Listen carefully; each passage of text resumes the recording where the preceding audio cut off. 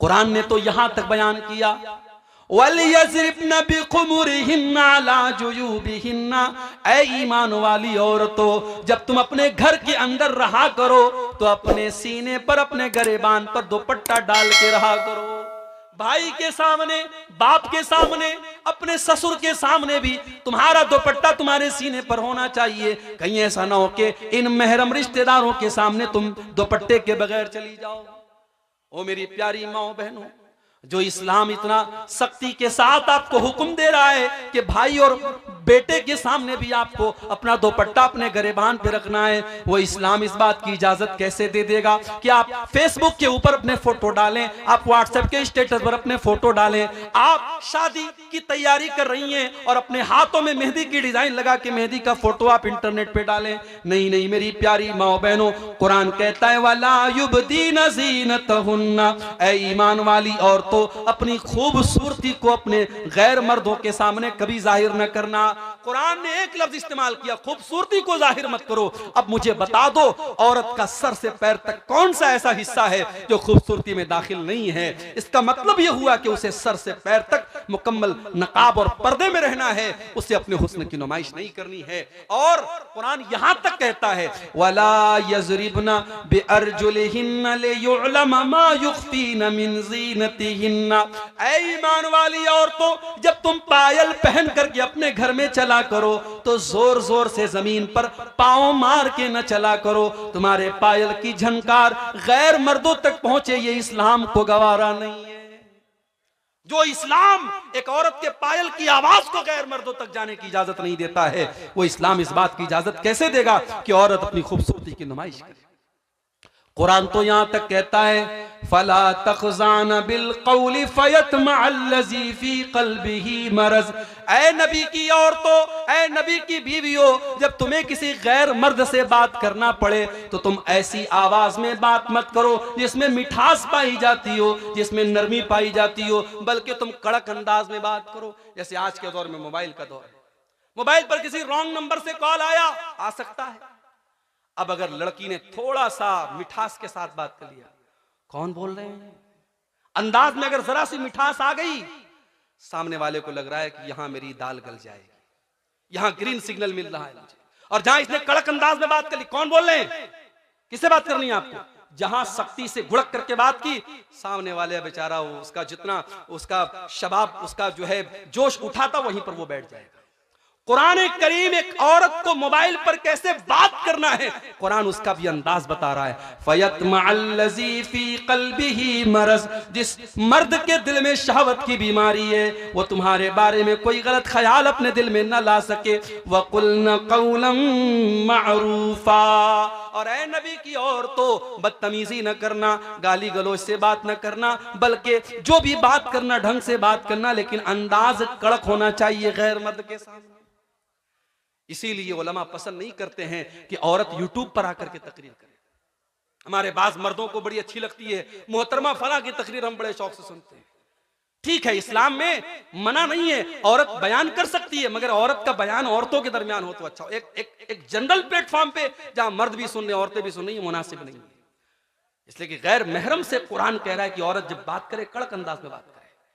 उसके बाद फरमाया वक़र्न फी बुयूतिकुन्ना, ऐ नबी की बीवियों, तुम अपने घरों के अंदर इज्जत के साथ रहा करो। औरत अपने घर में रहे, बिला जरूरत वो नौकरी नहीं कर सकती, बिला जरूरत वो घर के बाहर नहीं जाएगी। हाँ, बेवा हो गई, शौहर कमाने वाला नहीं है, बच्चों को पालना है, जायज हद में रहकर, पर्दे में रहकर के टीचिंग कर सकती है, पढ़ा सकती है, कोई जायज काम कर सकती है। मगर औरत का काम कमाना नहीं, कमाना मर्द का काम है, औरत का काम घर को संभालना है। वक़र्न फी बुयूतिकुन्ना, ऐ नबी की औरतों, तुम इज्जत और वक़ार के साथ अपने घरों में रहा करो। वला तबर्रजन तबर्रुजल जाहिलियतिल ऊला, और जब तुम्हें घर के बाहर निकलना पड़े, कहीं शादी में जाना पड़े, किसी फंक्शन में जाना हो, किसी प्रोग्राम में जाना हो, जलसे में जाना हो, कहीं पर भी तुमको जाना हो, बन संवर करके, बंठन करके, अपने हुस्न की नुमाइश करके न निकलना, जैसे दौरे जाहिलियत में औरतें निकला करती थी। इस्लाम तो यहां तक कहता है अगर मस्जिद में औरत के नमाज पढ़ने का इंतजाम है, औरत मस्जिद में नमाज पढ़ने आ रही है, तो वहां पर भी वो खुशबू लगा करके ना आए। अगर वो खुशबू लगा करके आती है, अल्लाह के प्यारे नबी फरमाते हैं वो वापस जाए और गुस्ल करे, और जब तक अपने बदन से खुशबू का वो असर नहीं हटा देगी, उसकी नमाज अल्लाह ताला क्यों कबूल नहीं। इस्लाम इस मामले में इतना सख्त है मेरे भाई।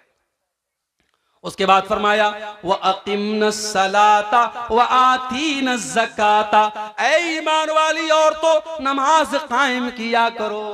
अरे मौली साहब, छोटा सा बच्चा है, पेशाब कर देता है, यहां बेचारा शौहर महीने में 3-3 हजार रुपया बच्चे के पैम्पर पर खर्च कर रहा है, तब भी उसको कहती है कि पेशाब कर देता है, नमाज कैसे पढ़ूंगी। हजरत फातिमा ने क्या हसन हुसैन की परवरिश न की थी? क्या हजरत खदीजा ने अपनी बेटियों को पाला नहीं था? मेरी प्यारी माओ बहनों, उस जमाने में पैम्पर भी नहीं था, उस जमाने में लकड़ी जला करके आग जला करती थी, उस जमाने में गैस का चूल्हा भी नहीं था, उस जमाने में कपड़े हाथ से धोए जाते थे, उस जमाने में वॉशिंग मशीन नहीं थी। आज तो अल्लाह ने बहुत सारी नेमतों से आपको नवाजा है, आज तो गांव देहात में भी ये नेमतें पहुंच चुकी हैं। मेरी प्यारी माओ बहनों, नमाज पढ़ने में कोई बहाना न करना। नमाज अपने टाइम से आपको पढ़ना है, जैसे मर्दों के ऊपर नमाज फर्ज है, आपके ऊपर भी नमाज फर्ज है। बल्कि मैं तो कहता हूं औरत के लिए जन्नत में जाना ज्यादा आसान काम है।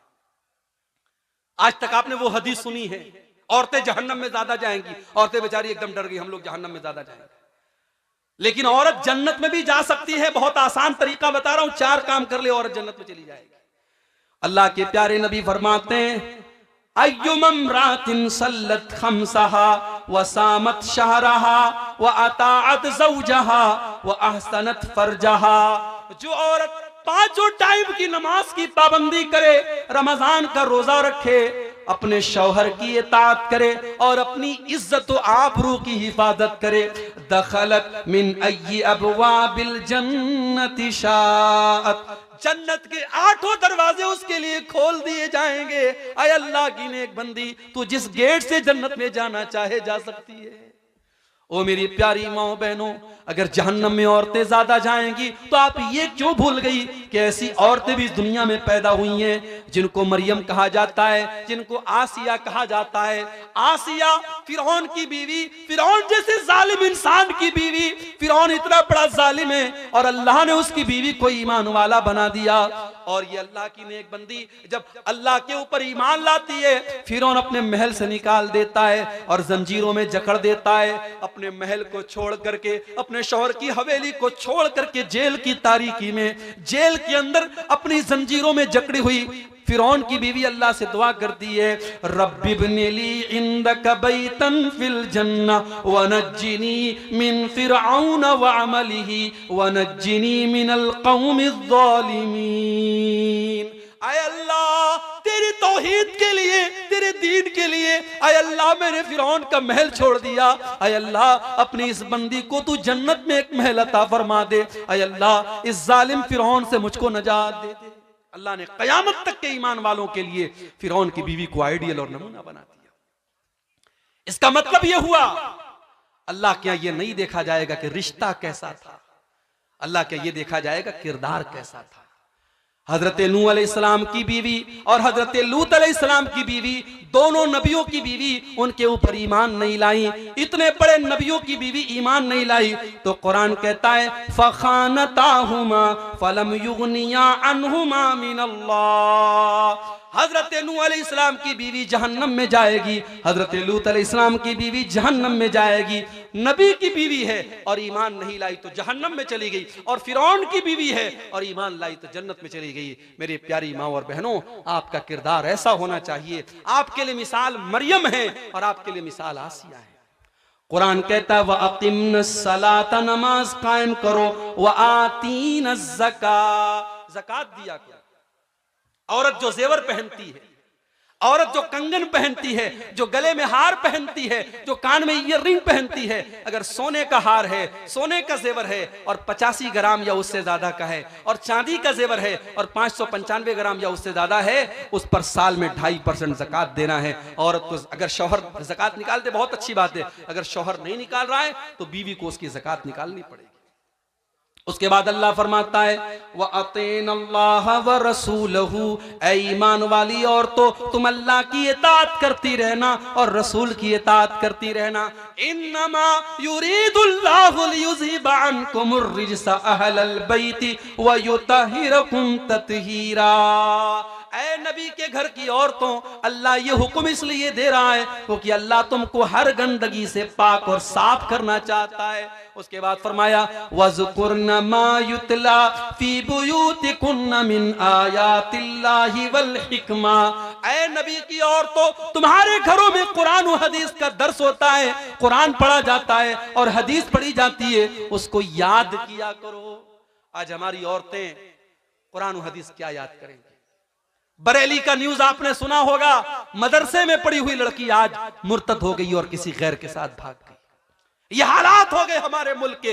हमारी मुसलमान बहन गैरों के साथ फरार हो रही है। मेरे भाइयों, कहीं ना कहीं पानी मर रहा है, कहीं ना कहीं हमारी तरबियत में कोताही है। हमने अपनी बच्चियों को कुरान तो पढ़ा दिया किसी मौलवी साहब के जरिए, मगर कुरान का मतलब नहीं पढ़ाया। हमने अपनी बच्चियों को कभी मदरसे में नहीं भेजा। बच्चियां स्कूल गई, कॉलेज गई, यूनिवर्सिटी गई, पढ़ तो लिया, लिख तो लिया, एजुकेटेड तो बन गई, मगर हमारी बच्चियों को दीन के बारे में कुछ नहीं पता। अल्लाह के वास्ते होश का नाखुन लो।